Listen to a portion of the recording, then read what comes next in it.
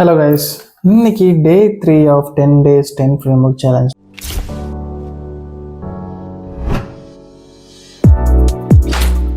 AngularJS தான் நம்ம பார்க்க போகிறோம். ஸோ AngularJSல Angular ஃப்ரேம்ஒர்க்கே நம்ம பார்க்க போகிறோம். ஸோ இது வரைக்கும் நம்ம பார்த்த ஃப்ரேம்ஒர்க் எல்லாமே React, Vue எல்லாமே பார்த்தீங்கன்னா ஒரு லைப்ரரியாக இருக்கும். ஆக்சுவலாக ஃப்ரேம்ஒர்க்காக இருக்காது. ஸோ நம்ம தான் ஒரு டூல் செட்டை கம்பைன் பண்ணி ஒரு ஃப்ரேம்ஒர்க்காக மாற்றணும். பட் அன்லைக் ரியாக்ட் பேஸ்ட் எந்த ஒரு ஃப்ரண்ட் அண்ட் ஃப்ரேம்ஒர்க்காக இருந்தாலும் கண்டிப்பாக அதில் வந்து நம்ம பர்டிகுலர் டூல் செட்டை கம்பைன் பண்ணி ஒரு ஃப்ரேம்ஒர்க்காக மாற்றுற மாதிரி இருக்கும். But angular on the other hand angular framework அப்படின்னு சொல்கிறாங்க. ஸோ இது என்ன அப்படின்றதுக்கான டீட்டெயில் எக்ஸ்ப்ளனேஷன் நான் வச்சுருக்கேன் ஆல்ரெடி. ஸோ பார்க்கலாம். So component based architecture. So ரியாக்டுமே காம்பனன்ட் பேஸ்ட் ஆர்கிடெக்சர் தான் ஃபாலோ பண்ணுது. பட் ஆங்குலர் பை டிஃபால்ட்டாகவே ஸ்ட்ரக்சர் வந்து ஒரு காம்பனன்ட் பேஸ்டாக தான் அப்ரோச் எடுத்துகிட்டு போவோம். React on the other hand நம்ம ஒரு காம்பனன்ட் பேஸ்டு ஸ்ட்ரக்சர் வந்து நம்ம டிசைட் பண்ணுறது தான். ரியாக்டில் நம்ம காம்பனன்ட் பேஸ்டாகவும் போகலாம், இல்லைனா பேஜ் பேஸ்டாகவும் போகலாம். பட் ஆங்குலர் கண்டிப்பாக காம்பனன்ட் பேஸ்டு தான் நம்ம டெவலப் பண்ணி ஆகணும். நம்ம க்ரியேட் பண்ணுறதே ஒரு காம்பனண்ட்டாக தான் க்ரியேட் பண்ணுவோம் ஆங்குலரில். ஸோ அதனால் இது ஒரு காம்பனன்ட் பேஸ்டு அப்ரோச்சை டிஃபால்ட்டாகவே எடுத்துருக்குன்னு சொல்லலாம். Second, dependency injections. So dependency இன்ஜெக்ஷன்னா அடிஷ்னலாக ஏதாவது ஒரு லைப்ரரி எடுத்துகிட்டு வரீங்க, ஒரு ஃப்ரேம்ஒர்க்கோட லைப்ரரியை எடுத்துகிட்டு வந்து நீங்கள் உள்ளே இன்ஜெக்ட் பண்ணிக்க முடியும். Third thing, built in module routers. அதாவது டிஃபால்ட்டாகவே ஆங்குலரில் வந்து ரவுட்டர்ஸ், ஃபார்ம்ஸ் இது எல்லாமே டிஃபால்ட்டாகவே இருக்குது. ஸோ ரியாக்டில் இதை யூஸ் பண்ணணும்னு நீங்கள் ட்ரை பண்ணீங்க அப்படின்னா கண்டிப்பாக ஒரு ரியாக்ட் ரவுட்டர் டாமோ இல்லைனா ஒரு ஃபார்மிக் யூஸ் பண்ணி நீங்கள் ஃபார்ம்ஸ் எல்லாம் இன்ட்ரடியூஸ் பண்ணுற மாதிரி இருக்கும். இது எல்லாமே டிஃபால்ட்டாக ஆங்குலரில் இருக்குது. And then state management. React also has state management, use state இதெல்லாம் ஹூக்ஸ் எல்லாமே இருக்குது. But Angular out of the பாக்ஸில் அவங்க கொடுக்குறாங்க. ஸோ ஸ்டேட் மேனேஜ்மெண்ட்ஸ் எல்லாமே டிஃபால்ட்டாகவே இருக்குது. ஸோ அதெல்லாம் தாண்டி ஆங்குலரில் சிஎல்ஐ இருக்குது. ரியாக்டில் சிஎல்ஐன்னு ஒன்று நம்ம பார்த்துருக்க மாட்டோம். அதுக்கு பதிலாக தான் நம்ம ஒயிட் அப்படின்ற ஒரு பண்ட்லர் யூஸ் பண்ணியிருந்தோம். ஸோ ஆங்குலரில் அந்த சிஎல்ஐ ஆல்ரெடி அவைலபிளாகவே இருக்குது. ஸோ பை டிஃபால்ட்டாகவே ஆங்குலரில் இது எல்லாமே பாசிபிள். ஸோ அதனால தான் ஆங்குலரை ஒரு ஃப்ரேம் ஒர்க் அப்படின்னு சொல்கிறாங்க. உங்க குயிக்காக ஒரு ஆங்குலர் ஃப்ரேம் ஒர்க்கை எப்படி இனிஷியலைஸ் பண்ணுறது அப்படின்னு பார்க்கலாம். ஓகே, இதுக்கு நம்ம அஃபிஷியலாக angular.dev அப்படின்ற வெப்சைட் நம்ம போகணும். ப்ரீவியஸாக AngularJSன்றது இப்போ நியூ angular.dev. நிறைய பேருக்கு ரீசெண்ட் ஆங்குலர் வெர்ஷன்ஸை ஃபாலோ பண்ணுறவங்களுக்கு angular.dev அப்படின்றது தெரிஞ்சிருக்கும்.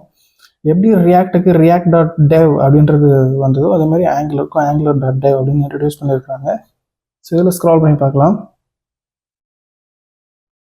So loved by millions, built for everyone, ஒரு சாம்பிள் ஸ்னிப்பட் வந்து நமக்கு கொடுத்துருக்காங்க. பட் இதெல்லாம் நமக்கு தேவையில்லை. நம்ம டாக்குமெண்டேஷன் போய் பார்க்கலாம். ஸோ டாக்குமெண்டேஷனில் இன்ஸ்டால் அப்படின்ற ஒரு செக்ஷன் இருக்குது. ஸோ இதில் இம்பார்ட்டண்ட்டாக என்ன சொல்கிறாங்க அப்படின்னா ஆங்குலரோட சிஎல்ஐ வந்து நீங்கள் கண்டிப்பாக இன்ஸ்டால் பண்ணியிருக்கணும். அப்போ தான் நீங்கள் ஆங்குலரோட அதர் ஃபார்ம்ஸ் எல்லாத்தையும் யூஸ் பண்ண முடியும். ஸோ அதர் ஃபார்ம்ஸ் இந்த சென்ஸ் அதோட சிஎல்ஐ லெவல் யூட்டிலிட்டிஸ் எல்லாத்தையும் நீங்கள் அப்போ தான் யூஸ் பண்ண முடியும். ஸோ டிஃபால்ட்டாக இவங்க என்பிஎம் தான் யூஸ் பண்ணுறாங்க. ஸோ நோட் இஸ் மேண்டேட்ரி, உங்களுக்கு எல்லாருக்கும் தெரியும். ஸோ Node.js கண்டிப்பாக இன்ஸ்டால் பண்ணியிருக்கணும். Node.js இன்ஸ்டால் பண்ணுறதுக்கு செப்பரேட்டாக ஒரு வீடியோ போடுறேன், அதில் பாருங்கள். So npm install -g at angular CLI. So -g எதுக்கு யூஸ் பண்ணுறோம் அப்படின்னா உங்களுக்கு தெரியும், ஆல்ரெடி சில பேருக்கு தெரிஞ்சிருக்கும். But -g is global installation. So குளோபலாக உங்கள் சிஸ்டம் வைட் இதை இன்ஸ்டால் பண்ண போகுது. Okay, so integrated terminal. நான் இதை ஆல்ரெடி இன்ஸ்டால் பண்ணிட்டேன். Once again let's try.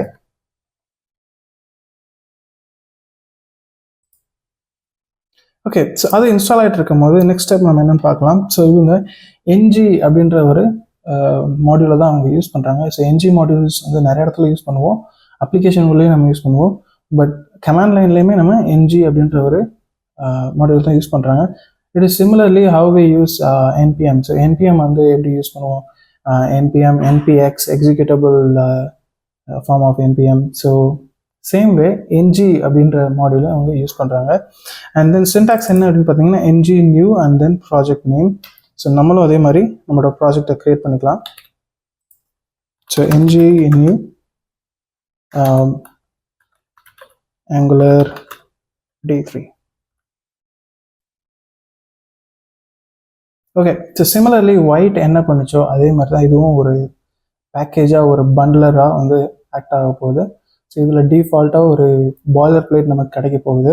So already இது கேட்குது, do you want a zoneless application without zone.js? So இதை வந்து ஸ்டாப் பண்ணுறதுக்கு நமக்கு ஒரு ஆர்குமெண்ட்டும் இருக்குது. பட் அந்த இன்ஸ்ட்ரக்ஷன்ஸை நீங்கள் ஃபாலோ பண்ண போகிறீங்க அப்படின்னா வெல் அண்ட் குட். பட் நான் ஸ்டாப் பண்ணிவிட்டு இதுக்கு ஆர்குமெண்ட்டாக -, டிஃபால்ட்ஸ் அப்படின்னு கொடுக்குறேன். ஸோ என்னோட இன்ஸ்டலேஷன் ப்ராசஸ் ஸ்பீடாக இருக்கும். ஓகே, ஸோ குயிக்காகவே நமக்கு வந்து எல்லா ஃபைல்ஸுமே க்ரியேட் ஆகிடுச்சு. ஸோ ப்ரிட்டி மச் நம்மளோட ஃப்ரேம் ஒர்க்கோட லே அவுட் பார்த்தீங்க அப்படின்னா எப்படி Vue.js React.jsோட ஃபோல்டர் ஸ்ட்ரக்சர் இருந்துச்சோ சிமிலராக தான் இருக்குது. So public, source, and then package.json and configuration files of Angular. So சோர்ஸில் வந்து பார்த்தீங்கன்னா நம்மளோட main.ts எப்படி நம்ம React அண்ட் Vueல பார்த்தோமோ அதே மாதிரி main.tsல தான் நம்ம அப்ளிகேஷன் ஸ்டார்ட் ஆகுது. ஸோ ஆப் வந்து ஆப்லேருந்து இம்போர்ட் பண்ணியிருக்காங்க. அண்ட் தென் பூட்ஸ்ட்ராப் அப்ளிகேஷனை மொத்தமாக ஒரு பூட்ஸ்ட்ராப் பண்ணி ஒரு சிங்கிள் பாயிண்ட் ஆஃப் இதில் வந்து ஸ்டார்ட் பண்ணுறதுக்காக கான்ஃபிகர் பண்ணியிருக்காங்க.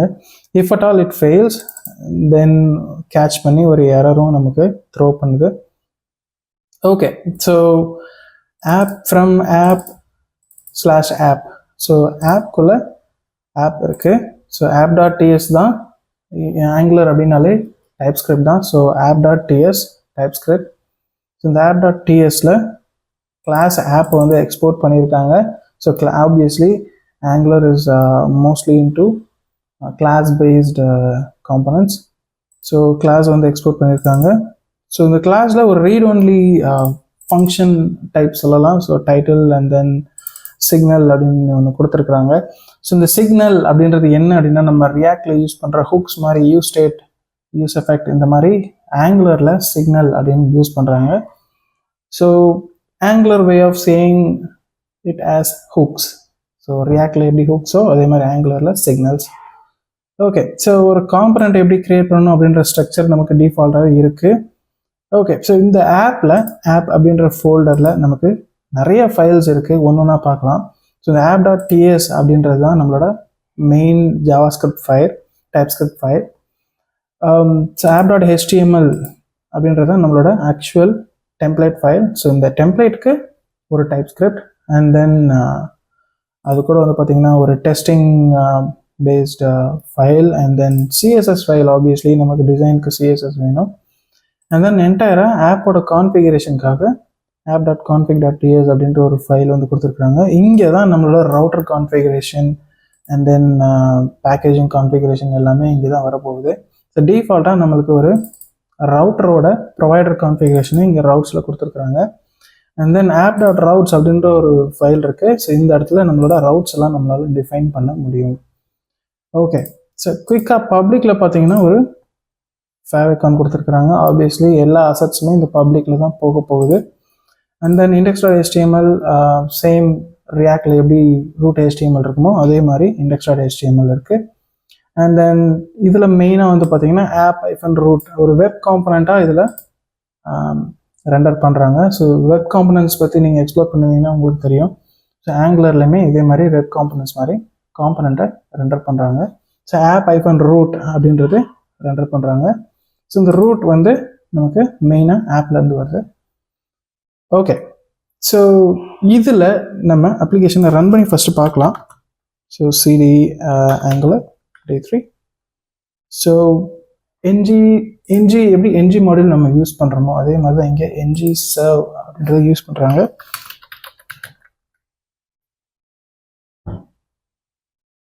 ஓகே, ஸோ அப்ளிகேஷன் குயிக்காகவே லான்ச் ஆகலை, நமக்கு கொஞ்சம் டைம் எடுக்குது. பட் ஒயிட் கான்ஃபிகரேஷனை பார்க்கும்போது இது கொஞ்சம் டைமிங் அதிகமாக தான் எடுக்குது அப்படின்னு சொல்லலாம். ஒயிட் இன்ஸ்டண்ட்டாக லோட் ஆகக்கூடியது. Okay, almost 4.256 seconds. Okay, so சூப்பராக நமக்கு ஒரு பாய்லர் பிளேட்டில் ஒரு ஆங்குலரோட default home page and then some links எல்லாமே நமக்கு கொடுத்துருக்குறாங்க. ஸோ இந்த ஆப்பில் கஸ்டமைஸ் பண்ணி சும்மா பார்க்கலாம் எப்படி ஒர்க் ஆகுது அப்படின்னு சொல்லிட்டு app.html நமக்கு ஒரு லெஃப்ட் சைட் கண்டென்ட் அப்படின்னு ஒன்று கொடுத்துருக்குறாங்க. அங்கே தான் நம்மளோட Angular name and then title எல்லாமே வருது. And then right side content ஒன்று கொடுத்துருக்குறாங்க. ஸோ இந்த டிவ்வில் தான் நமக்கு எல்லாமே ரெண்டர் ஆகிட்டு இருக்கு.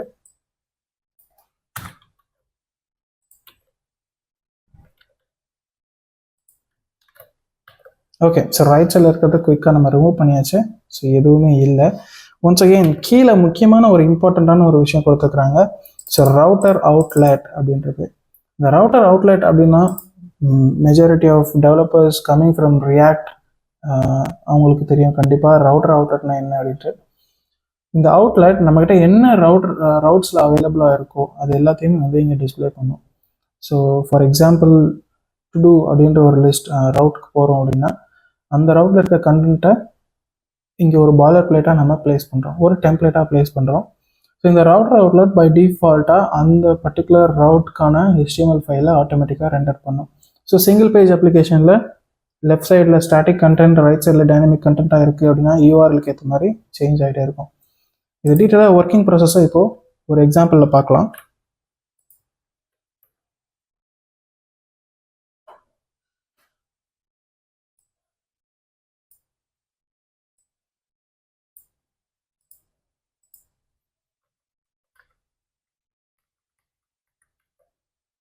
ஓகே, ஸோ நம்ம கிட்ட இங்கே ஆல்ரெடி ஒரு டு டூ லிஸ்ட் இம்ப்ளிமெண்ட் பண்ண ஒரு அப்ளிகேஷன் இருக்கு.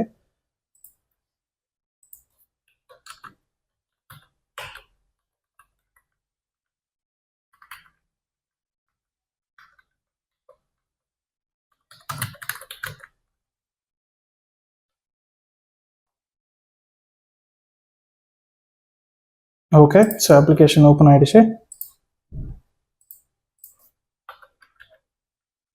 ஸோ ஸ்லாஷ் டு டூ அப்படின்ற URLல நமக்கு லெஃப்ட் சைடில் கண்டென்ட் மட்டும் டைனமிக்காக சேஞ்ச் ஆகிருக்கு. ஸோ இது எப்படி நடந்தது அப்படின்னு போய் பார்க்கலாம். ஸோ கான்ஃபிகரேஷன் என்னென்ன பண்ணியிருக்கோம், என்னென்ன சேஞ்சஸ் பண்ணியிருக்கோம் அப்படின்னு பார்க்கலாம்.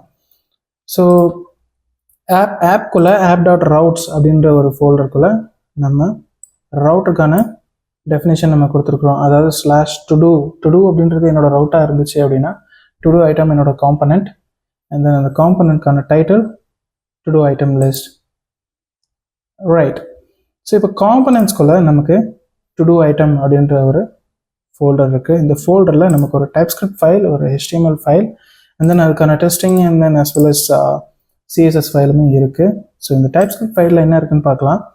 ஸோ டிஃபால்ட்டாக காம்பனண்ட் அப்படின்றது இனிஷியலைஸ் பண்ணியிருக்கோம். ஸோ இதோட நேம் வந்து app to do item, and then template URL என்னென்னு பார்த்தீங்கன்னா இந்த particular HTML to do -item.html, and then to do item.css style URL, and then class என்னன்னு பார்த்தீங்கன்னா to do item. இதுதான் நம்மளோட எக்ஸ்போர்ட் கிளாஸாக இருக்க போகுது. ஸோ எங்கே நம்ம அப்ளிகேஷனை எக்ஸ்போர்ட் பண்ண போகிறோமோ அந்த இடத்துல தான் இந்த பர்டிகுலர் கிளாஸையுமே நம்ம யூஸ் பண்ண போகிறோம்.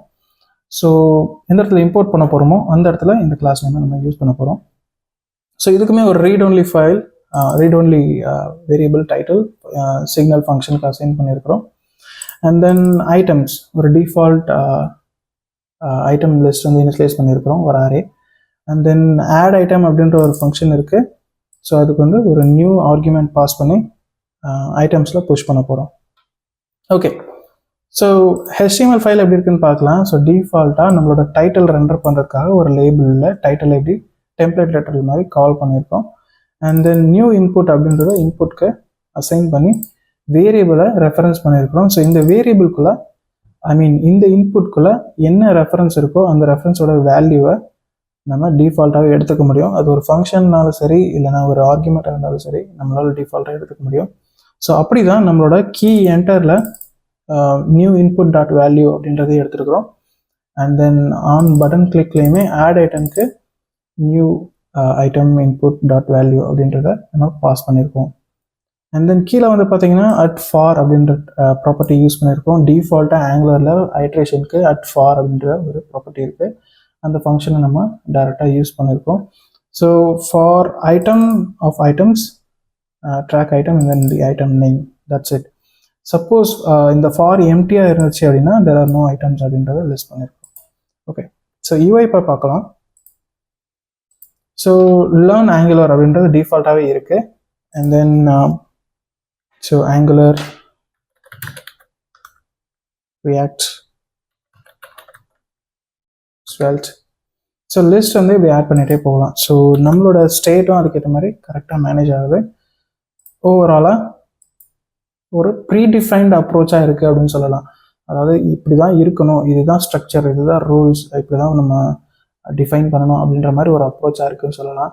Whereas React and Svelte, React based என்ன அப்ளிகேஷனாக இருந்தாலுமே நமக்கு ஒரு ஃப்ரீடம் கொடுக்குற மாதிரி இருக்கும். பட் ஆங்குலரில் ஒரு ஸ்கோப்டு ஒரு ப்ரீடிஃபைன்டு அப்ரோச்சாக இருக்குது.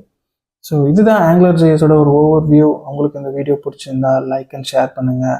நெக்ஸ்ட்டு ஸ்வெல்த் ஜேஎஸ் நம்ம ஃபாலோ பண்ண போகிறோம். ஸோ அதை பார்க்கணும்னு நினச்சிங்கன்னா மறக்காமல் சப்ஸ்கிரைப் பண்ணிக்கோங்க. தேங்க்யூ.